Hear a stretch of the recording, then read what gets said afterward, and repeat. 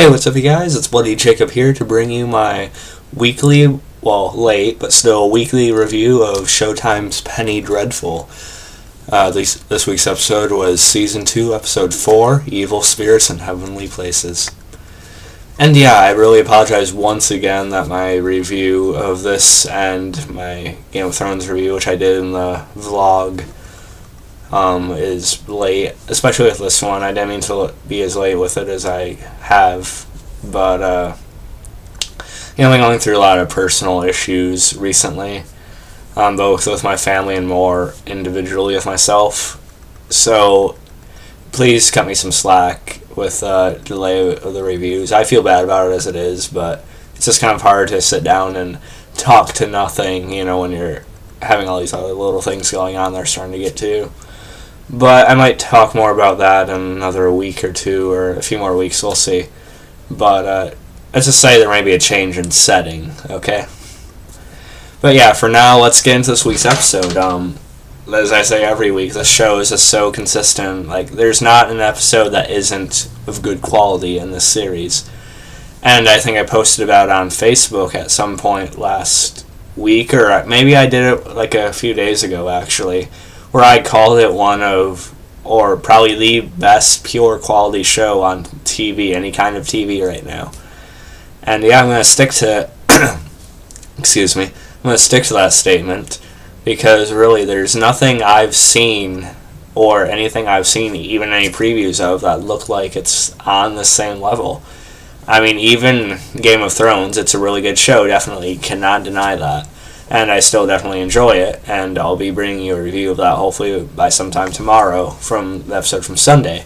But I actually put Penny Dreadful above Game of Thrones, and that could be for a combination of reasons. It could be because I'm just more generally interested in the subject matter that is with Penny Dreadful, the genre it is compared to the genre Game of Thrones is, Yes, they're both, dramas, but one has to deal with, like, supernatural demons, vampires, werewolves, whatever, stuff like that. And Game of Thrones is more like a medieval time, sort of like fantasy type of thing as well. And, it's just different. And I'm just, like, more generally interested in, like, a lot of the characters in Penny Dreadful. Even though I love Tyrion on Game of Thrones and stuff, there's just more, it's a more well-rounded cast, I think, in Penny Dreadful. But anyway, enough about that. I could do a whole video comparing the two shows, even though they're both very, very good, and you should check them both out. But yeah, let's forget about that for right now. This week's episode was a pretty good one. Like I said, every episode feels like it's high quality, even if it's not one of the biggest ones of the season. And this wasn't one of the biggest ones, but it was still a significant one, I think. They all feel significant. And last week we came off of that absolutely great episode, I believe it was called The Nightcomers. Yeah, The Nightcomers, where we seen that in another entire flashback episode, sort of like Season 1, Episode 5's Closer Than Sisters. We get a flashback backstory episode on Vanessa Ives. And really, it definitely was probably the best episode of Season 2 so far, as Closer Than Sisters was in Season 1. One of the better ones, of course. And so, yeah, there's going to be a challenge to follow up that one this week, but they did it, and while not quite on the same level as the Nightcomers episode from last week, it was still a good one. As I said about a million times by now in this video, I do apologize for my repetitiveness and my ramblings, but yeah, this was another good one, because we got progression, but at the same time we didn't just zoom right into something else major. It's not like it has a decent pace. Some would say too slow, but really you just got to give it time. It's only 10 episodes too. Come on. But some say the pace is too slow, but right now I think it's just right. They're slowly building up and building up, and things are still happening along the way too. And I think that's one of the things that Game of Thrones has been kind of struggling with this season. I mean, Game of Thrones has always been like a slow burn, and I don't mind that. Some of my favorite shows like Dexter and Breaking Bad, they're slow burning, shows as well. But with Game of Thrones this season, it's felt like it's been a little bit slower than it has to be, really, With Penny Dreadful, yes, it's a slower pace than some might like, but at the same time, they're building things, but at the same time as that, they're actually weaving in significant major events too. Which you could argue Game of Thrones has been doing too, but it just doesn't feel as important this season. It feels like it's still an aftermath of how Season 4 ended. But, again, I'm going back into a Game of Thrones Penny Dreadful comparison. I apologize. The only thing that was bad about... Not bad. Okay, I don't want to say bad. But the only thing that felt a little bit weird about this week's episode of Penny Dreadful is the whole Dorian Gray thing. And Dorian Gray is... I don't know. Like, if I had to pick a weaker point of the series, it would probably be him, his character. Because, I don't know, it's not like he's played badly. The actor, like Reeve Carney, he doesn't do a bad job. He's good for what he does, But, so it's not the acting. It's just the character. I don't know, the way they write him, it's good. But, yeah, he just comes off really, really dull to me, the character in general. And I feel like they're not really giving him anything to do this season. They didn't really give him much to do in Season 1 either. I kind of hope Dorian Gray just sees his own painting eventually anyway and just dies. I don't know, I just kind of want him off the show. Because they're not really doing anything with him at this point. I mean, we've seen him meet the transgender last week, and this week we got to see him go out and date out about and around the town and stuff like that. This week you got to see him play ping pong with him/her. And, avoid, like, the onlookers and stuff like that who are disgusted seeing them walking together and things like that. But I don't know, it just feels like, why are they showing this? Like, what's their plan for this, Like, a lot of people say they should, like, make his storyline more closer to the main group's issues that are going on right now with the witches and stuff. And I kind of hope that's what they do eventually, just make them, like, more, connected to what the main story is, but I don't know. I just don't really find his character that interesting. He's probably my least favorite character on the show. But other than that, this was a pretty good one.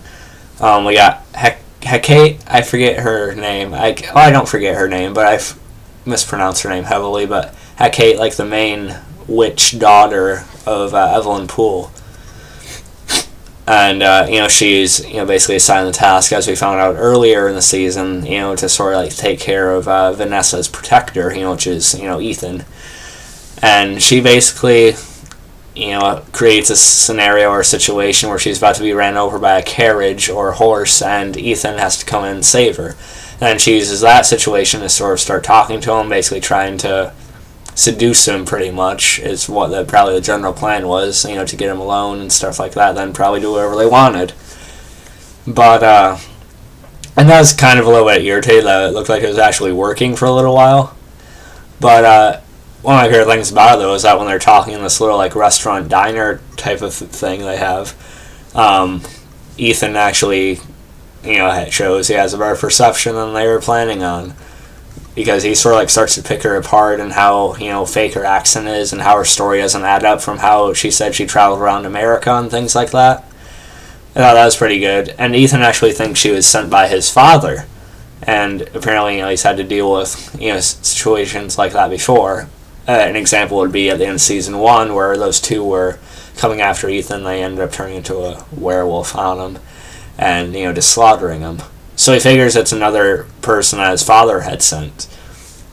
But of course she isn't. But at the same time we find out later, we don't find out, but we hear in a conversation later with Vanessa and Ethan, that Vanessa pretty much figures out immediately that was one of the witches. And so I'm glad they kind of, they didn't really drag that out too much, because they easily could have just had Hecate and Ethan develop a relationship and then, eventually have it hit the fan and stuff. But I'm glad they didn't go down that route. I'm glad it was figured out pretty quickly and sort of like thwarted. But with Ethan, talking about his father sends people after him.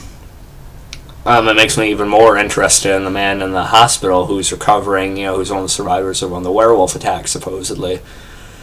And it seems like he's more significant than we originally thought. Of course we know he might have seen something as the detective or inspector is trying to get out of him, what exactly attacked him and what exactly happened. But we also find out, I think he actually had a silver bullet gun, or like a special kind of gun. Maybe he was actually looking for Ethan himself, and he's one of the people from his father. Maybe he is Ethan's father. I don't know. But he's more connected to Ethan than we originally thought.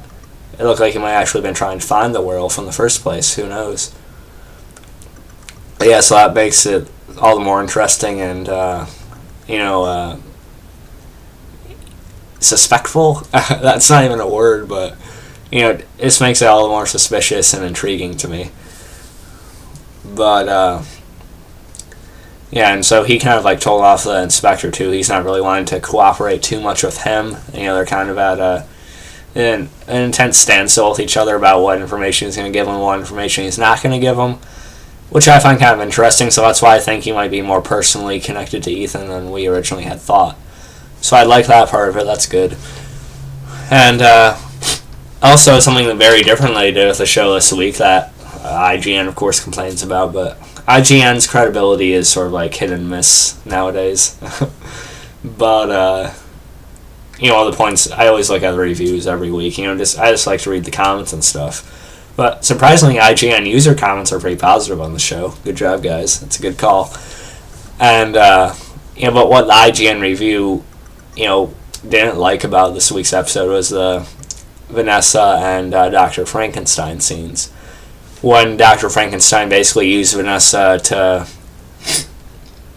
pick out clothes for his cousin, Lily, who was actually Brona, who was, of course, just resurrected and pieced back together and stuff like that. Because he basically wants to get her some, more normal or more fancy clothing, just sort of like blend in when he takes her outside and things like that. And so he wants Vanessa because he has no idea about women's clothing or anything like that. And he basically makes it up that Lily's his cousin, as we knew before. And so apparently they're going to have all of tea together. Maybe they'll be next week or the week after. I don't know. But I thought this made for actually a very fun scene. Just seeing Vanessa and Dr. Frankenstein going through that dress shop. I thought it was pretty fun. Just to see how awkward and weirded out or held back Dr. Frankenstein is in this type of scenario and situation. It's pretty funny, I thought. IGN review said it was a little unfitting for the show. Yes, it is, but I feel like we need that break. It's always so dark, so twisted, and so serious. I feel like it's good for any show like that to have a little bit of a different thing going on once in a while. Just to sort of relieve the tension and also just give the characters a chance to smile and things like that. I mean, I love Eva Green's smile, so I'm not gonna complain about that either. But Vanessa's just really charming too, and she's really friendly and easy to get along with, and it's good to still see that side is in her at some point. Is in her at times. So I like that too. So I actually did enjoy that, hence why it's the biggest picture of my custom thumbnail. And so not much more to talk about with this week's episode. Just more flirting with Sir Malcolm and Evelyn Poole, of course. I'm still hoping Sir Malcolm starts connecting the dots, or Vanessa starts realizing something about Poole eventually. But yeah. And it's going to be awkward when... Oh, yeah, another thing about that. I think Vanessa had actually met Brona back in Season 1. I think it was one of the times when Ethan had ran into Vanessa, and I forget who the other character was at the time, but had run into Vanessa, and so Vanessa is going to remember Brona's face. So I wonder if Vanessa might be the one to recognize her and tell Ethan about her. Or maybe Ethan will still see her somehow, too. I don't know. But that's going to cause quite a ruckus whenever that happens. It's going to happen, it will.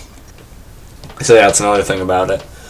But yeah, more flirting with Poole and Sir Malcolm. I hope Sir Malcolm connects the dots or something's more found out about her pretty quickly here.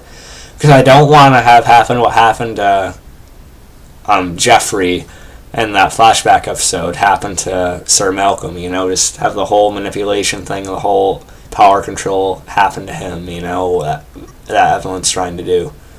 And he's someone close to Vanessa, so that's another reason why she's trying to get tangled up with him too. But yeah, I hope that doesn't go as far as she's planning on. And the ending to it was all pretty good too. We actually got a bit of a fight scene, and that's when the witches actually came into our characters' headquarters, pretty much, or their house, their area. I don't know exactly what it's called, but. And we seen the witches. They shot it really well. Characters are walking past, and we just get this eerie, just not muffled, but silence, throughout the house as characters are looking at each other and interacting and stuff. We see the witches, slowly looking through the walls and stuff, they're blending in with that, and then fading back into the wall. I thought that was shot really well. Kind of cool effects too. Before the witches finally came out and the characters, realize something's a little off right now, And Sambine was, I can't remember if can I pronounce his name correctly or not? The black guy, though. The guy doesn't really say much too often. But the character is still pretty interesting, though. I'm not going to say that he isn't. Sambine, I don't know. But, he kind of detected that something was up, or, excuse me, my nose is really stuffy all of a sudden. But, he kind of picked up that something was going to happen that night. We see a good shot of him just sitting on the staircase, and he's just waiting. But yeah, then the witches come out, and, we see Ethan and the rest of them sort of, start to fight him off. And I'm not sure what the witch's goal here was, if this was, a serious effort to kill some of them, or if it was just to make a statement. I don't know, but we'll probably find out next week with how Evelyn reacts to him and stuff like that. But I also liked, as you can see in that top left picture in my thumbnail of Vanessa, just that demonic side of her, with the language she had learned and stuff. And another thing about this week, we also got the pieced together devil's memoir, that devil's story. We find out that's sort of what they're trying to piece together, And of course with Lyle, debating whether or not to tell Sir Malcolm about Evelyn Poole and stuff. It's an awkward situation, but he has that blackmail held over his head. But yeah, it was interesting seeing them decipher more and more about that devil's memoir type of thing they have going on. So it's going to be interesting to see what that actually means for the series and how big that's actually going to become. I'm pretty excited about that. But anyway, back to that fight. It was cool seeing Vanessa go into that mode, using that language we had seen she had learned and stuff. And that's really the most powerful tool they have. The most powerful tool they have is the power inside of Vanessa. And it was really apparent this week as well, because she can pretty much ward off all the witches that come at her. So that's really awesome. I love that. I love those moments. Even back in the season 2 premiere, when those witches first attacked that carriage her and Ethan were in, you got to see her do a similar type of thing, how that language she had learned, and just the power she has behind it. So I really like that, too. And how the witches made their exit, too, how they retreated was pretty weird. They started going into this, a straight sprint type of thing, And it looks really weird, it looks really odd, and maybe a little bit silly, but at the same time, there's this eerie silence about it as they do it too. So I actually think it kind of works in a way as well. But yeah, a pretty intense fight scene to end the episode after it was kind of quiet and sort of just not too harsh throughout. It's just a good way to end it, to jolt us back into that darkness of everything going on. I like that. And yeah, that's all I really have to say. Mostly about this week's episode. Of course, if you guys want to talk about something else I didn't mention, or you guys want to talk more about it, feel free to leave a comment. We'll love to discuss it with you guys. And this week's episode, another very good one, as the show always is. And I'll hopefully be watching the Game of Thrones episode from Sunday tonight or tomorrow. So expect a review on that still to come within the next couple days. And I'll catch you guys next time. And peace.